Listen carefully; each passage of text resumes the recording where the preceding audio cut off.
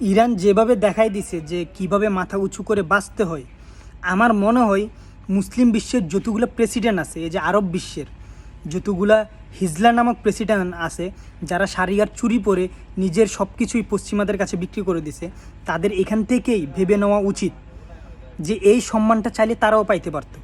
পুরো বিশ্ব যেভাবে ইরানকে রেসপেক্ট করতেছে, একজন অন্য ধর্মের লোক হয়েও যেভাবে ইরানকে রেসপেক্ট করতেছে, এই সম্মানটা কিন্তু চাইলে সৌদির যুবরাজ মোহাম্মদ বিন সালমান পাইতে পারতো।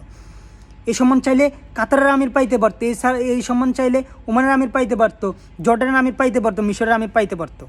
তো এদের এখন উচিত, আমি মনে করি যে এরা ইরানের সাথে ঐক্যবদ্ধ হওয়া, এসব শিয়া আর সুন্নির পার্থক্য নিজেদের মধ্যে না রেখে আকিদাগত ভিন্নতার জবাব সে নিজে আল্লাহকে দিবে। তার সাথে আমার কোনো নাই, তার জবাব আমি দিব না, আমার জবাব সে দিবে না। তো এই যে দেখলাম ইরান আর সৌদি আরবের মধ্যে এখন কথা চলতেছে, ভালো একটা সম্পর্ক হইতেছে, বর্নিং ভালো হইতেছে। তা আমি মনে করি যে এটাই মোক্ষম সুযোগ।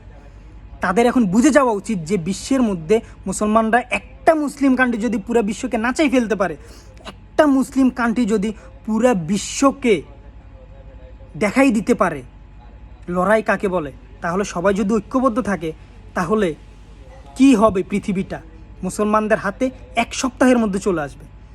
এটা মুসলিম নেতাদের বোঝা উচিত। সবাইকে ঐক্যবদ্ধ থাকার জন্য আমি আহ্বান জানাচ্ছি।